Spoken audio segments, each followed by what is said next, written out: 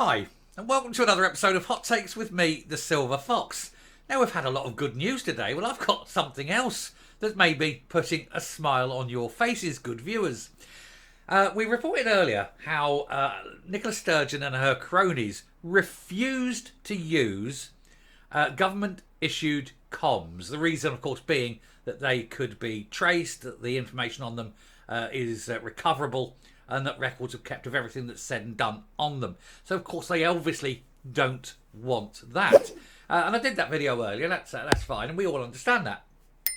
Now, I think as a result of that news coming out, not as a result of my video, I'm not that up my own arse, but I think of the result of that news coming out, something has happened. There's been movement on this. And this is where I think we'll have a little bit of a smile on our face. She has now been reported to the Information Commissioner for being a security risk. And this has major implications, because if she is deemed to be a security risk, this involves the likes of Special Branch MI5 and 6, as well as GCHQ getting involved. And the last thing Nicola Sturgeon wants is GCHQ getting involved and looking at everything that she's done with all her communications. That could end badly for her. Let's have a look. Now, before we get into it, I'll just say, younger viewers may not be aware of this, so I don't want to come across as patronising, but just simply because you may not know, is that we had a Prime Minister called Harold Wilson, and he was deemed to be a security risk, and the security services gave a full in-depth investigation into him as well. It turned out there was some right shenanigans going on. So it's not something I think that Sturgeon would really want to relish. But it's something I think that the rest of us would thoroughly enjoy. This would be absolute popcorn TV, wouldn't it? But we will take a look at this. But I would ask as well at this point, since before we get in, do please hit the subscribe button. It massively helps the channel. It gets our reach out there. And it just means that the truth goes that little bit further. And the truth, of course, about people like her. So we'll get into it.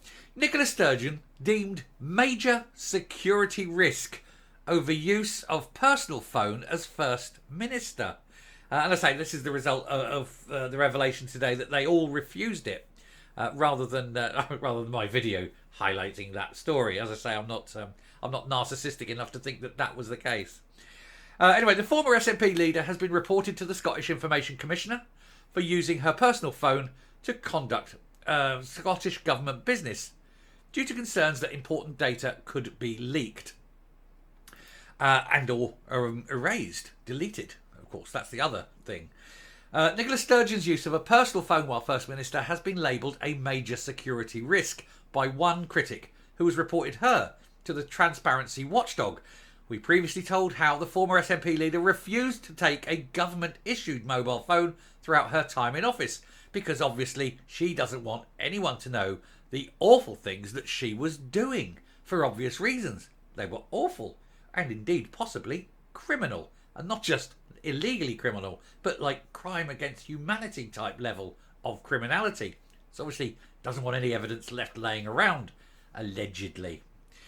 This has led to allegations that this could lead to important data being leaked and make her a target for hackers. Former Labour MSP Neil Findlay has written to the Scottish Information Commissioner demanding that they look into these latest revelations, and they absolutely, positively have to.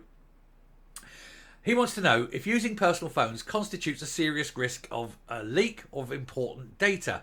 And in his letter to the SIC, he said that given concerns about attempts by criminals and others to access data, the use of private phones could represent a major security risk that could threaten the personal safety of individuals and financial well-being of the country. Now, this, of course, is a false flag. He's doing it in such a way to say that it's a possible security risk and blah, blah, blah, blah, blah, and all that.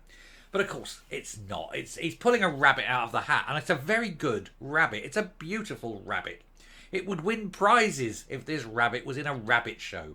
Because obviously this has got nothing to do with the possibility of being hacked or leaked information. This has got everything to do with the fact that the stuff on her phone that she absolutely doesn't want to come out. And if they can get the phones and the equipment and everything into the scope of an investigation, especially by the likes of the security services. Things that will come out will be incredibly damaging. And I suspect that the likes of Rishi Sunak, because as Prime Minister, he is the de facto head of the security services, he would be informed of this. And of course, he would take great delight in the absolute carnage that would follow. Or if Penny Mordaunt became leader, can you imagine that? Thursdays would be a whole different ball game, wouldn't it, Penny? Anyway, the SIC helps to enforce freedom of information laws and was victorious in a court case against the Scottish Government earlier this week. Absolutely, and we've reported on that. That was the handing over of information.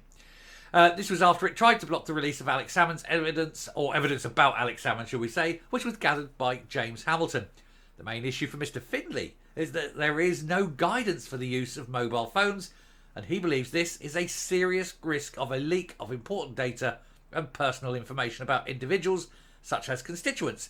He thinks no such thing, of course. What he actually thinks is, let's get that phone out, let's get everything that's on it inspected, and let's take down this evil, inhumane, sociopathic bitch.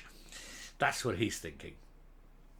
He also asked the watchdog how many times the SNP executive released information from encrypted phone apps or other apps on personal mobile phones as part of an FOI request. He added, I know that having asked for such information on numerous occasions, it has never been forthcoming. Why not? Why are they being shady? You see, if you've got encrypted data and then it's put onto a personal phone, that is an absolute breach of ministerial code and indeed of law. And so therefore people could be in serious trouble. According to the Times, Mr. Findlay called on the SIC to carry out a full investigation into these issues and to publish its findings. During his time in Holyrood, he campaigned for answers about whether government ministers' use of personal mobile phones and the lack of guidance for this.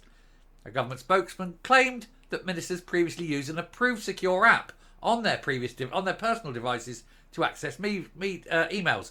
Previously used, meaning no longer used, meaning no longer secure, meaning an absolute breach of security. The app was reviewed by cyber specialists, but it is unclear whether messaging apps, texts and calls were also reviewed and approved in the same way. Guarantee not. Also, easier, of course, to delete. Can't delete it off the official system, can you?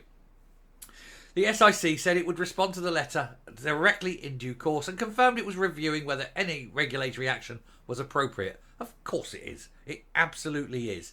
To stop people like her getting away with what I consider to be, and it's my own personal opinion, and I'm making no accusations, colourful language, you know, getting away with the potential murder of 5,500 people. A genocide of the old because of political expediency may have occurred, but we'll never know until we get the full details of what's on her phones. And there we are, basically. It's just to round off, it said there are heightened concerns in politics that hackers are trying to gain access to information. SNP MP Stuart MacDonald is believed to be a victim of an alleged hack by Russia, with his emails stolen by them earlier this year. And if Russia are doing it, could you imagine if Russia were the saviours and they found all this and they hacked Sturgeon's phones and got all these messages and then somehow magically released them? Oh, what beautiful days those would be.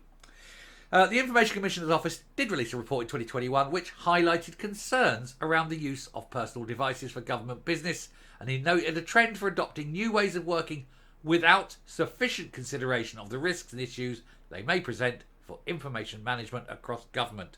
They knew it was a dodgy old shit and they allowed it to happen anyway. She needs to be prosecuted. I'd love to see that woman in court, then in jail for the rest of her natural, or rather in her case, unnatural, nasty little life. Coming up, but not bitter. Now, as a matter of course, the fact that she may, just simply may, be a security risk does give Rishi Sunak absolute power to demand that the security services investigate this themselves and report back.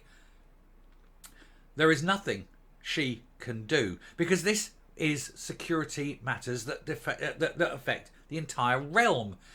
And so His Majesty's government at Westminster does indeed have the authority and right to instigate a massive security investigation about every aspect of Nicola Sturgeon. And that includes going and getting all the deleted messages, everything. Everything. And if Rishi had the balls, he'd be doing it now. I do hope Rishi has the balls. I do hope someone in Westminster has the ability to start a full and thorough security vetting investigation on Nicola Sturgeon and on every single device she's ever used. That would be... that'd be Christmas come early, wouldn't it? Anyway, I shall finish there with a little dream in my head. I do hope that you've enjoyed this video. Do please hit the subscribe button if you have. Definitely hit the like. And I will speak to you later. Goodbye.